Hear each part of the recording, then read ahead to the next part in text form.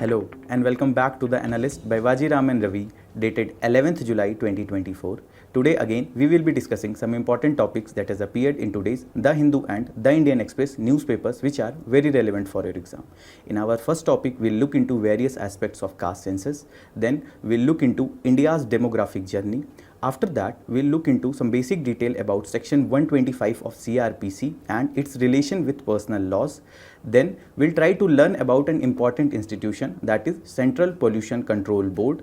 Then we'll look into an important topic, that is Borehole Geophysics Research Laboratory located in Maharashtra. At the end, we will look into some prelims snippets which will help you in excelling your prelims exam. So stay tuned.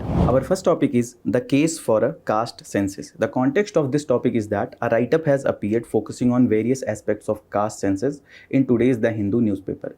This particular topic pertains to syllabus of your GS paper 1, population and associated issues, and syllabus of your GS paper 2, government policies and interventions. So let's try to understand first the background of this topic. Caste. What does caste means? Caste is a social hierarchy, or it is a social class which is mainly based on birth, whereas census is a systematic way of gathering information, particularly about the population. So the advocate of the caste census says that in our census, which is generally done under the Census Act 1948, through the provisions of this Census Act 1948, the expert who have written this piece of write-up is focusing that we should amend that act and the census should contain the caste related information. Why he is advocating that we will look into later part of our discussion. But he have quoted a quote of Peter Drucker, who was an author and is also known as father of modern management. His quote is that only what gets measured gets managed. So what does it say about the caste census? It says that it is very much important to understand the problems of different social groups, different social caste, and when we will identify these problems based on the different caste, we will be better able to solve those problems. We will make informed policy, especially with regard to different caste, and there will be an inclusive, holistic development of all the parts of the society, all the social groups of the society, all the caste of the society. For example, Germany, where there was no race enumeration in the census, and that have led to coming of several reports where there was lot of discrimination against the black people as compared to white people. And that also brings us to the point that there is need for proper identification of various social groups, that is caste, race, etc., to identify their problems and manage and solve those problems better. So why caste census is crucial? First of all, the social imperative of the caste. For example, the marriage. In India, the inter-caste marriages are still very low. As per some surveys done, it is only into single digit, less than 10% of marriages are inter-caste marriages. So that brings us to the point that caste is still a very important part of our social construct. The elections, the voting patterns, voting for any particular electoral member, the caste plays a very important role, and that brings us to the point that caste is a very important dimension, very important part of our society at present also. Then the legal imperative, the constitutional mandate of social justice, whether to provide the employment. Here the constitution doesn't go for the word caste, rather than it goes for the word class. However, in various judgment like Indra Sahni versus Union of India judgment 1992, Supreme Court says that the dominant criteria or the relevant criteria for identification of these backward classes is the caste, and while giving reservation, government should identify the various data regarding caste so that they can justify the reservation that is being given by the government. So legal imperative also says that we should go for the caste census to justify the various requirements that are given by the Indra Sahni judgment 1992. Then the administrative imperative. There are various schemes that are going on particularly for the scheduled caste, scheduled tribes people.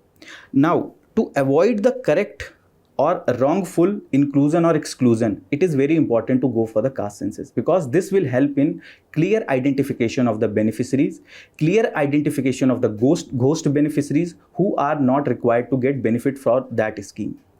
Then we also have some moral imperative to go for the caste census.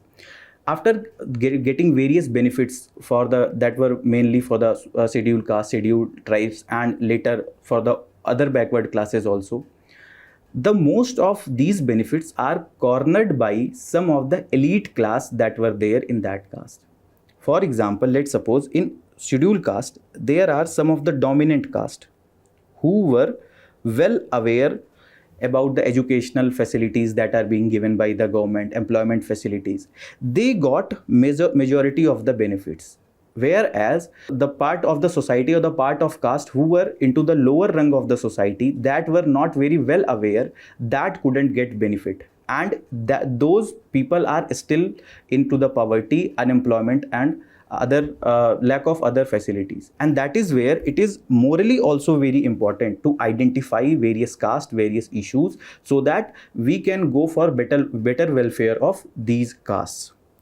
If we'll go for the brief timeline, then from 1881 to 1931, in the census there was enumeration of the all castes. Now I want to ask a question, that who was the viceroy in 1881 when India went for its first official census? Then the first census, which was conducted after the independence in 1951, there was no caste enumeration, means caste related data was not enumerated in that official census after the independence. But an exception for the scheduled caste and scheduled tribes were made. Another information that I want to give you people is that the census in India is conducted by Office of Registrar General and Census Commissioner of India. Now you people tell me in the comment box that this office comes under which ministry of Government of India. In 1961, the government advised all the states to conduct their own surveys, especially with regard to the caste, and they can draw up the state-specific OBC list also, which was also maintained by the central government, especially after the Mandal Commission report recommendations. That central government have also started maintaining the OBC list in the central level also. Then what are the arguments against the caste census? First of all, it reinforces the caste system, which was discriminatory, which was against the provision of equality, liberty, etc. As of now, if we will go for the caste census, it in a way is generalizing, recognizing the importance of caste at present also in our society, which is not good in the longer run. Then the difficulty in defining caste, particularly the different surnames that are being used by the people. Then in one particular caste, there are various subcastes also. And that leads to a lot of administrative difficulty in identifying these castes. Then it can also lead to further social division among the societies. It can disrupt our social harmony, social cohesiveness that is there. It can also fuel caste-based reservation demands. For example, time and again in various states, for example, Jats, Patidars, Marathas, etc., have time and again been demanding for the caste-based reservation in employment and educational avenues. So when the caste census data may come outside, it can fuel these demands further. But there is also a flip side of this demand, that if this caste census data will come outside, it can also justify the demand. The various communities, for example, Marathas, this Jat communities, Patidars, who are demanding these reservation, We will also get to know what is the relevance of their demand. Are their demands justified according to the position of their caste in the society, according to the social status, according to the various population they have in our society? So they can also, their demands can also be justified better. But moreover, the major concern is that more of the caste can go for demanding the reservation based on the caste after coming of this caste census data outside. There was a socio-economic caste census that was done in 2011, and the 1931 census was the last time when caste was enumerated in any official census. But this 1931 census have identified almost 4,147 caste in India, whereas this socio-economic caste census, which was done in 2011 to mainly identify the beneficiaries of the various government schemes like PM Awas Yojana, etc., have thrown a very unrealistic figure. It said that in India there are almost more than 46 lakh caste in India. And the main reason for this was that this census, when it was conducted, it was very poorly designed as well as very poorly executed. This was not conducted under the Census Act 1948, and that's where the census commissioners didn't went for conducting this census. Rather, it was mainly conducted by Ministry of Rural Development and Urban Affairs Ministry, who do not have prior experience of conducting the census in India. And there were very poorly designed questionnaires. There were very open-ended questions, and the enumerators who have went for these census, they were not very well equipped to understand the various castes in India. That's why whenever a different surname is being used or different subcaste name is being given, they have considered all that as separate caste itself. And that's where we came to this unrealistic figure of 46 lakh castes in India. These caste enumerators could not distinguish between the different caste, and the reason I have told you that because of the different surnames being used, different subcaste under one caste that was there. The Bihar government survey, which was recently conducted, was somewhat better designed because of the reason that the enumerators have already given a set of questionnaires. Those questions they have to ask. Second, they have been given a list of the caste from which they have to select from the various survey they are doing. If the person is not identifying their caste among those 215 caste, they have to select their caste as other caste. So in this way, this Bihar survey was already have the information as per the caste construct in the society of the Bihar. So that was a better designed caste census as compared to the socio-economic caste census that was done in 2011. So what is the way forward as suggested by the expert who have written this write-up? There is need to amend the Census Act 1948 so that the enumeration of the caste can be done mandatorily into the official census itself. But we have to ensure that the data that will come out, that should not depend the fault time in our society, that should not disrupt the social harmony in our society. The enumeration should be done only by the census commissioner only, because they are well experienced in conducting the census in India. They are better equipped to go for the census in India. Then there is also need for enlisting sociological and anthropological experts. They can come with a draft list of caste specific questionnaires with respect to each state, and they should first publish this draft list online, and they can invite various suggestions from various stakeholders, and then they can update these caste in various states. Obviously, they can also update the various questionnaires that these enumerators are going to ask to the various population of India. Then the sub-categorization of caste, that is also very much needed, and in this regard, Justice Rohini Commission was set up, which was mainly looking for the subcategorization of OBC. This can help in identifying the creamy layer in the society, better identifying the actual beneficiaries and people who are not very well benefited by the various schemes of the government. So this can help in identifying the people who actually need the benefits of the government schemes as per their socio-economic condition. Then there is also need for use of technology, the technology that can have preloaded information that can be asked by the various population, and that can help in getting a better list of the caste census, better data related to the caste census, and obviously it can help in longer run for a more holistic, inclusive and inclusive development as well as social justice in the society.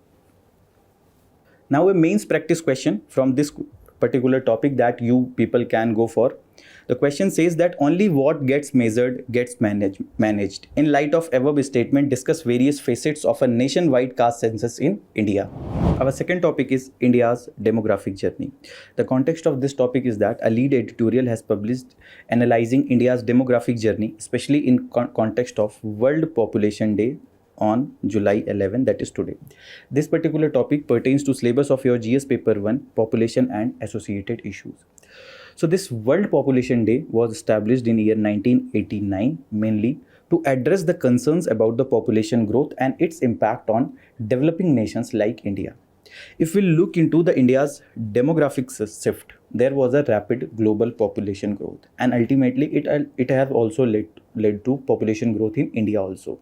India was a major contributor in the world population growth. If we'll see from 1951 till 2011, we have a consistent increase in the growth rate of population in India. However, after 2011, we have seen a decline in the population growth rate of India. There was widespread predictions of poverty, hunger and death in India, which ultimately doesn't become very true. India have catered to most of its population very well. If we talk about the decline in the global fertility rate, the world have seen a decline in the global fertility rate, particularly on account of improved living conditions, healthcare, and increased life expectancy of the people. Apart from this, increasing awareness about various contraceptive measures, etc., were some of the reasons why we have seen a decline in the global fertility rate. India have also seen a significant reduction in the fertility rate as well as the maternal and child mortality rate. If you will look into this data, which have been published by the Population Division of United Nations, you will see that from 2022 till 2100, there are widespread predictions about the low declining fertility rate in India, and the world TFR or the fertility rate is also going to decline. The India have achieved this replacement level of 2.1 much earlier than the expectation was. If we look into this infant mortality rate, which is the number of infant death for every 1000 live birth, that have also seen a significant decline. This was 146 in 1951 and it have came down to 28 in 2020, and this is data by National Family Health Survey.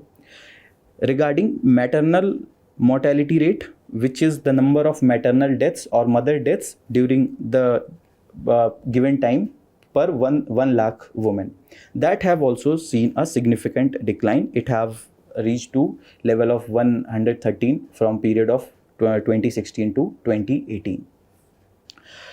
Now, what are the three key factors that is influencing India's demographic landscape? First is the fertility, the reduced fertility or the TFR, which we have just talked. There was a question also related to this TFR or the definition of total fertility rate, which was asked in UPSC Prelims 2024. This question, you can see, this was asked in 2024 Prelims, which have just concluded recently. The total fertility rate in an economy is defined as, the D option was correct here, the average number of live births a woman would have by the end of her childbearing age. So with regard to the reduced fertility and declining TFR, there are smaller families that we are having in our society.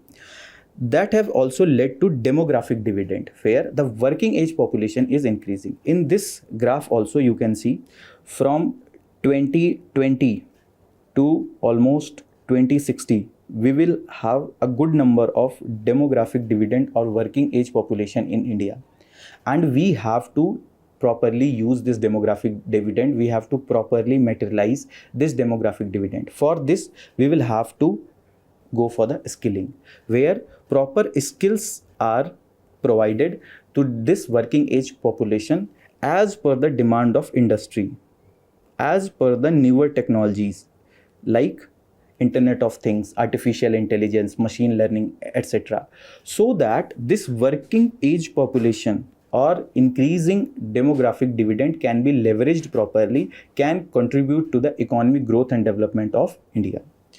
Then the mortality, which we have seen that whether it is infant mortality rate or maternal mortality rate, have seen a significant decline. Mainly it was with regard to the better healthcare facilities, whether it is the primary health care centers or the community healthcare centers.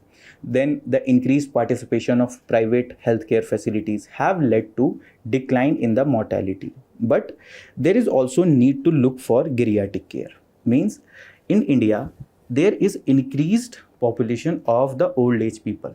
This report, India Aging Report 2023, which has released by UN Population Fund, have said that by 2015 we will have more than 347 million senior citizens in India, and they will have almost 20.8% share in our population. That is a big number that we have to take care of, that we have to address their issues, particularly the social security issues regarding pensions, etc., health insurance, all needs to be addressed well. Then the migration, which is rapid from rural to urban, particularly on account of better employment and educational facilities that are available in the urban areas. But it is leading to overburdening the existing urban infrastructure in our urban areas. That is leading to lack of proper basic facilities like potable water, sanitation, etc. For this, we can have a concept of counter magnet cities that can be developed. What are these counter magnet cities? As of now, what is happening? Let's suppose this is Delhi. Now this Delhi have better educational, better employment facilities, and that's why people from all of India are coming to Delhi. Okay. Now let's suppose if major companies that are located in India, major educational colleges, institutions, universities which are located in Delhi, instead of completely concentrating in Delhi, have also gone for some of the smaller states like Gwalior, Patna, or in some of the northeastern states where we have better facilities of infrastructure, electricity, etc. So now this can help in reducing the burden that is there on Delhi. What happens? Most of the people located in the eastern UP or in the regions of Bihar are coming to Delhi in search of employment. But would they be coming to Delhi if they are getting proper employment and educational opportunity in Patna itself, or in Varanasi in eastern UP itself, or in Gwalior in MP itself? No, they will not come to Delhi. And that is where we need to develop this counter magnet cities which can attract the people to these smaller cities, tier 2, tier 3 cities. But first of all, we will have to develop proper infrastructure and electricity and other infrastructure, basic infrastructure in these cities, and that can help in deburdening of these urban infrastructure in major cities. The other issues that is there influencing our demographic landscape is the low female workforce participation, particularly in the rising dimensions like gig economy, etc., and the political representation of women, which have also slightly improved in 2019 Lok Sabha election, but again it has seen a little dip in recently concluded 2024 elections. Then the condition of women, especially in the local body elections, that is municipalities, panchayats, have slightly improved after giving reservation. But unfortunately, the cases like Sarpanch Patis, where the husband of the elected female pradhans and the municipal leaders are representing instead of their wives, are hindering in realizing the true potential of women, in realizing the true representation of women. If we look into the India's sustainable development journey that the experts have talked about in their editorial, this SDG was adopted in 2015 in Sustainable Development Summit, and they are crucial metrics for assessing national progress of India. If we will look into the achievement for the SDG 1 that looks for the no poverty, India's context, we have 22% of population which is below poverty line. 1 in every 5% in India is poor. 39% children are stunted. 29% children are underweight. And 11% households are headed by women, whereas 58% households use banking facilities. These are some of the data that shows different dimensions of the poverty. For example, internet poverty, which shows that only 31 are internet subscriber for every 100 people in India. That shows lack of digital literacy in India. Then it also says that 73% of people are literate, but 42 million households do not have a literate adult above the age of 25 years. Then if you talk about the SDG 2, that is zero hunger, 3 in 10 stunted children are Indian, 53% women between 15 to 49 years are anemic, over 80% infant and young children do not get minimum dietary diversity. Over 50% of total workforce is employed in agricultural sector. That also focuses on the point that there are a lot of disguised employment in agriculture. Then if global food prices double, India could lose up to almost $49 billion in gross domestic products. So this was about the SDG 1 and SDG 2. If we look into SDG 3, that is focusing on good health and well-being in India, between 2006 to 2016, the stunting rates for children under 5 almost declined by almost 10%. Over 80% deliveries are done by skilled healthcare professionals. Then maternal mortality rate, infant mortality rate, cases of tuberculosis, etc. have also seen a decline. That shows India's commitment towards good health and well-being for its citizens. Then regarding SDG 4, that is quality education, we have 73% adults are literate, 68% in rural areas, and 54% of people with disabilities are literate. But here we have lot of scope of improvement. Then 34% of children with special needs are out of school. Almost 100% enrollment of girls we have achieved in primary education, but only 23.2% in higher education, particularly in context of violence, sexual harassments that female generally experience while going for the higher education, and that leads to higher dropouts from the higher educations. So these were some of the data regarding the achievement of India in the SDGs. Apart from this, all other 13 SDGs, India have shown a significant improvement while achieving these sustainable development goals. If we talk about some of the remaining hurdles that India should address, the unequal wealth distribution that is there in India. Almost richest 10% have 77.4% of national wealth, and the poorest 60% have only 4.7% of Indian wealth. This is the report which is compiled by the Credit Suisse, and it have also been shown by the various Oxfam report, World Inequality report, etc. Then about the hunger and the nutrition status, the global hunger index that has been reported, that has came out, that have shown a very abysmal condition of India. India was ranked 111 out of 125 countries, and India have very high child wasting, undernourishments, anemia, etc. And that is the area that we have to focus on. Then about the double burden of communicable and non-communicable disease, which poses a serious health challenges to India. If we'll see this data, we have a very high death rate to some of the non-communicable diseases like diabetes, hypertension, etc. Then some of the communicable disease or infectious disease like malaria, dengue, typhoid, diarrhea, hepatitis A have also led to several mortality deaths in India. That these three are some of the areas which we need to focus on, and which are some of the major hurdles in India's demographic journey. Then what needs to be done? First of all, there are few areas that we need to address the area like income inequality. First of all, we need to identify the poor. Proper data collection should be done. Then we have to have proper scheme as per the needs of the people that can address actual their needs, whether it is educational needs, employment needs, whether it is food related needs. All needs to be addressed well with proper schemes, and here government should go for the handholding, and also the private sector can help.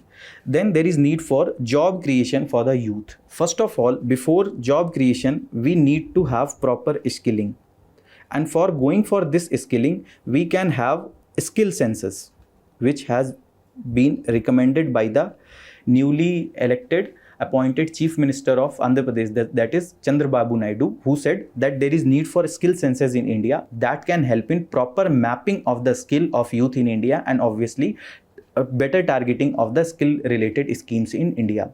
And we need to obviously create that kind of demographic dividend which have skills as per the demand of newer industries, newer technologies, etc. Then we also need to address the evolving healthcare needs, particularly about the non-communicable diseases. Here we need to have proper identifications and proper targeting. We can take help of various workers like ASAs, that is accredited social health workers, who are working on ground at the community for providing community health centers. So we need to address this major issue of non-communicable diseases like malaria, dengue, etc. Then we also need to strengthen our nutritional programs, particularly to address issues like anemia, undernourishment, malnourishment, etc. among children as well as women. Then we need to also go for proper immunization so that various diseases, non-communicable as well as communicable diseases, can be addressed.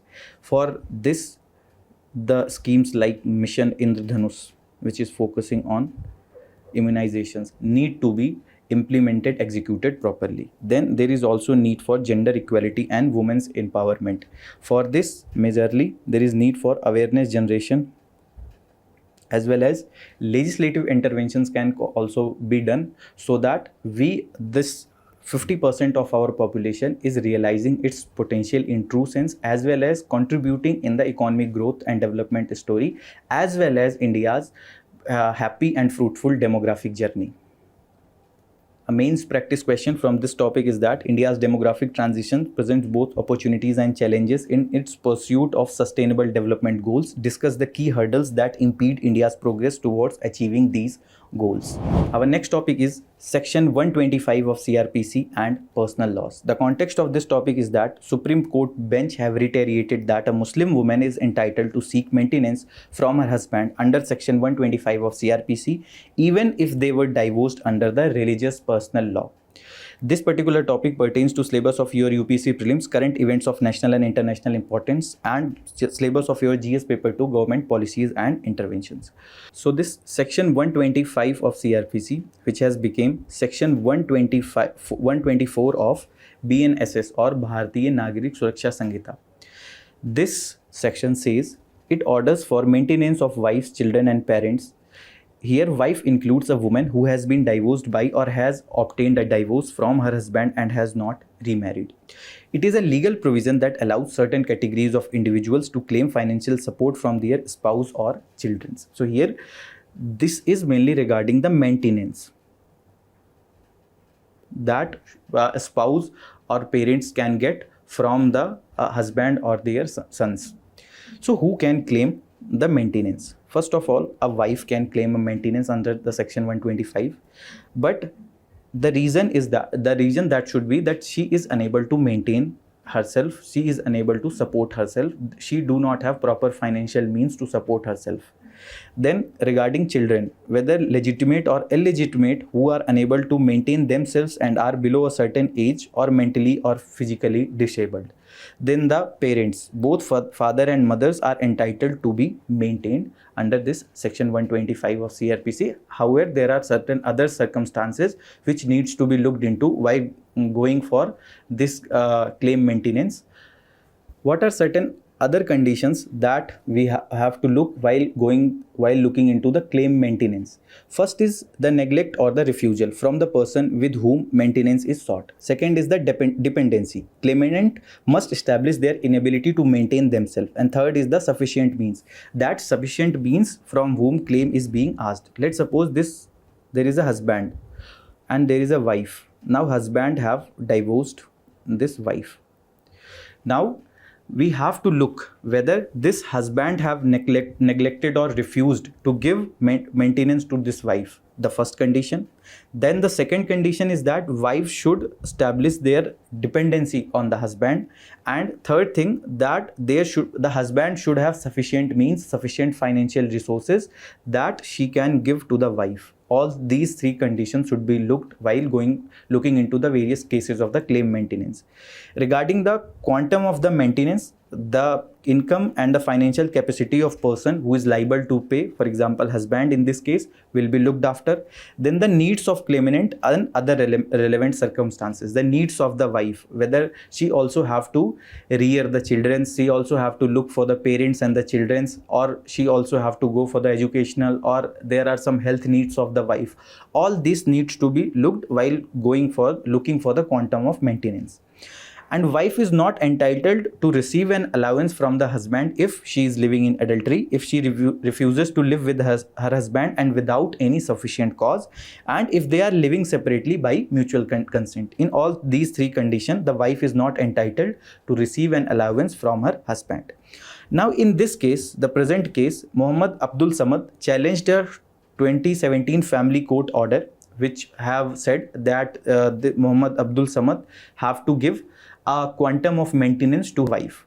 Now High Court have refused to set aside the order of the family court. This person have now came to the Supreme Court, where the Supreme Court in its ruling reiterated that maintenance under the section 125 of CrPC exists in addition to the provision for maintenance under the Muslim Women Protection of Rights on Divorce Act 1986 and not against it. And this position was first taken in landmark judgment of 2001 Daniel Latifi and versus Union of India. Now what does this Supreme Court ruling means? Let's try to understand by the context of Shah case. What happened in the Shah case? His husband Muhammad Ahmad Khan have provided maintenance during the iddat period following the divorce, but subsequently refused after the iddat period. This iddat period is a short duration during which women cannot marry any other person after the husband have given divorce. Let's suppose what does this means is that this husband have given divorce. Now for 3 months or during iddat period, his wife cannot marry to other person. Now as per the Muslim personal law earlier, this person or the husband is only bound to give the maintenance during this iddat period to his wife. After that, he is not liable to give this maintenance. Now Shah Bano plea was granted. She have went to the Madhya Pradesh High Court first, and here the plea was granted. Then during the famous Shah Bano case judgment in the Supreme Court, the Chief Justice of India Y.V. Chandrachud, who was the father of present Chief Justice of India, have said that section 125 CrPC cut across the barrier of the religion, and whether the spouse are Hindus or Muslim, Christian or Parsis, pagans or heathens is wholly irrelevant. Means everyone, irrespective of their religion, is entitled to get maintenance under the section 125 of CrPC. This is a secular legislation. Wife is entitled to maintenance under the section 125 even after the iddat period if she is unable to maintain herself. Now Shah Bano, apart from herself, have 5 children and she was unable to maintain herself. So it was ordered, came through this ruling that this husband is bound to give maintenance even after the completion of iddat period to his wife. After this, the government came with this Muslim Women Protection of Rights on Divorce Act 1986, and this was to mainly overturn the Shah Bano judgment which came by the Supreme Court. Here it has said that the liability of the maintenance is not only with the husband, rather the children or relatives can provide the maintenance, or state Waqf board can provide for the maintenance of wife. Now again, the constitutionality of this act was came before the Supreme Court.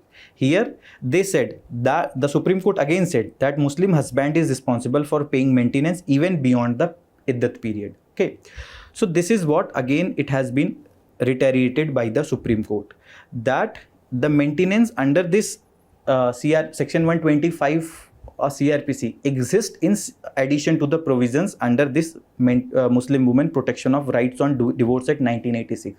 Supreme Court says that whatever this maintenance she is getting through this act, she is entitled to get maintenance in addition to this act through the section 125 of CrPC, because that is a secular legislation. Irrespective of religion, it will apply to all the persons situated in the Society of India. Our next topic is Central Pollution Control Board. The context of this topic is that National Green Tribunal Principal Bench have said that it will take call whether Central Pollution Control Board can continue diversion of funds meant to tackle the air pollution, and can they use those funds for developing the road networks. This particular topic pertains to syllabus of your GS paper 3, Environmental Pollution and Degradation. So let's try to look into basics first. This CPCB is a statutory organization which was constituted in September 1974 under the Water Prevention and Control of Pollution Act 1974. It also gets its powers and functions under the Air Prevention and Control of Pollution Act 1981. It provides technical services to Ministry of Environment, Forest and Climate Change for the provisions of the Environment Protection Act 1986. Whether these Environmental Protection Act 1986 is being followed properly or not, for this CPCB provided technical services to the Environment Ministry. Then it also advises the central government on any matter concerning the prevention and control of water and air pollution and the improvement of the quality of air. So what are various principal functions? First of all, the main function is to promote the cleanliness of streams and wells in different areas of states by prevention, control and abatement of water pollution, and this is where UPSC have asked one question in 2018. Then the other function is to improve the quality of air and to prevent, control and abate air pollution in the country. So you can see it is mainly addressing the issue of water pollution as well as the air pollution. Then the standardization activity of CPCB. It lays down the standards for streams or wells in consultation with the state governments and also lays down the standards for the quality of air. It prepares manuals, codes and guidelines relating to the treatment and disposal of sewage and trade effluents, as well as for stack gas cleaning services, stacks and ducts. Basic things about what should be the standard, especially with regard to the pollution control norms in different industry. Now the question that was asked in Prelims 2018, how is the National Green Tribunal different from the Central Pollution Control Board? First statement says that NGT has been established by an act, whereas CPCB has been created by an executive order of the government. This first statement is incorrect. You can see it is a statutory organization which was constituted through the Water Act 1974. So first statement was incorrect. Regarding the second statement, the NGT provides environmental justice and helps reduce the burden of litigation in the higher courts, whereas CPCB promotes the cleanliness of streams and wells and aims to improve the quality of air in the country. So this statement we have seen properly all the principal functions of the CPC as well as for the NGT, which is also a statutory body, came after the NGT Act.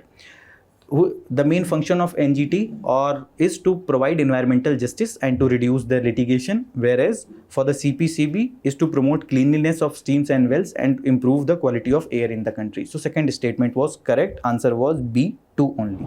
Our next topic is Borehole Geophysics Research Laboratory. The context of this topic is that a write-up has appeared explaining the relevance of BGRL or Borehole Geophysics Research Laboratory. This particular topic pertains to syllabus of your GS paper 3, Achievements of Indians in Science and Technology and Indigenization of Technology and Developing New Technology. So let's try to look into basics first. This Borehole Geophysics Research Laboratory is located in Karad, Maharashtra, and it is a specialized institute under the Ministry of Earth Sciences. The mandate of this laboratory is to execute India's sole scientific deep drilling program, and it aims to drill the earth crust to a depth of 6 km and to conduct scientific observation and analysis to help expand the understanding of reservoir triggered earthquakes in the active fault zone of Koyna-Varna region of Maharashtra. This particular region is experiencing frequent and recurrent earthquakes since the Shivaji Sagar Lake or the Koyna Dam was impounded in 1962. What happens in this area? This, after the establishment or building of this Shivaji Sagar Lake or Koyna Dam, there has been frequent earthquakes which were being majorly induced by these reservoirs. So to study that seismology or the study of earthquakes, this deep drilling project is going on. Now, what is the significance? To identify the reasons of the earthquake. The dam's loading and unloading during the monsoon and post-monsoon period is leading to reservoir-induced earthquake, and to study various cause, effects and possible solutions, this deep drilling program is going on. It is also possesses significant knowledge of the composition of the earth crust structure and the processes that are there going on in the earth crust. So that will also throw light on that. Then it will expand the scientific know-how and technological innovation, especially in seismology or study of earthquakes. This is the most reliable method because it helps in getting direct or in situ on-site observation. Whatever the materials we are getting from the earth's crust, inside the earth crust, that is a direct observational method. Then it also spurs the developments of the tools and equipment for drilling, observation, data analysis, census, etc. Okay, new technologies can be developed. We are looking what else we can make to ensure that more reliable data can come from the drilling project. So in a way, this is also focusing on making India self-reliant or Atmanirbhar towards the indigenization of the technologies. Now we will look into prelim snippets. Our first topic is Periyar Tiger Reserve, which is located in the Western Ghats region of the Kerala. Here it is, the Periyar Tiger Reserve is located, and it was located a tiger reserve in the year 1978, and name it gets from the river Periyar, which has its origin deep inside the reserve. So this Periyar river have its origin inside this tiger reserve. Now there are two main rivers, Pamba and Periyar, that drain the reserve, and this Periyar Tiger Reserve is home to many tribal communities including the Manans and the Palyans. There are major 4 species of primates that are found in the Periyar Tiger Reserve, that is lion-tailed macaw, Nilgiri langur, geese, golden langur, common langur, as well as bonnet macaw. And this Periyar Tiger Reserve is also habitat of elusive Nilgiri thar. Then our second topic is Upper Siang project, which is a proposed 11,000 megawatt hydropower project on the Siang River located in the Upper Siang district of Arunachal Pradesh. This Siang River originates near Mount Kailash in Tibet, where it goes by the name of Sangpo, and it enters the Arunachal as Siang River, and it in Assam it gets its name as a Brahmaputra or mighty Brahmaputra. In 2017, the government proposed to replace the planned 5,500 megawatt Siang Upper Stage First and 3,750 megawatt Siang Upper Stage 2 hydel projects with a single multi-purpose project of higher capacity, and that is where this Upper Siang project is being built by merging of both the projects, and it is being built by NHPC or National Hydropower Corporation of India, which is a public sector undertaking of Government of India. Our next topic is FCRA or Foreign Contribution Regulation Act. In 1976, during the emergency, the Foreign Corrupt Practices Act was enacted due to concerns that independent organizations were funneling money into India from outside the country. The goal of law was to ensure that foreign donations to individuals and organizations functions in accordance with the principles of sovereign democratic republic. So there has been apprehensions that some of the international organizations were funneling money in India to disturb the harmony, to disturb the sovereignty and integrity of India, and that's where this law was made during the emergency time. And time and again it has been amended. It was amended in 2010. Then in 2020 the law was changed again, and the government now has more control over the non-governmental organization or NGOs that use foreign funds and receive those funds. For the criteria, every individual or NGO wishing to receive foreign donation must register under the Act to open a bank account at the State Bank of India, Delhi, for the receipt of foreign funds in order to use those funds solely for the purpose for which they were received and in accordance with the Act. Individuals or organizations with clearly defined cultural, economic, educational, religious and social programs are granted FCRA registrations. Most of these amendments have came through the 2020 amendment which have recently came. If we talk about the validity, the FCRA registration period is 5 years and the NGOs are required to submit a renewal application within 6 months of registration's expiration date. Any non-governmental organization can also have its FCRA registration revoked by the government if it is found to be in violation of the Act, has become defunct or has not carried out any reasonable activity in its chosen field for 2 years in a row. An NGO cannot be re-registered for 3 years after its registration gets cancelled.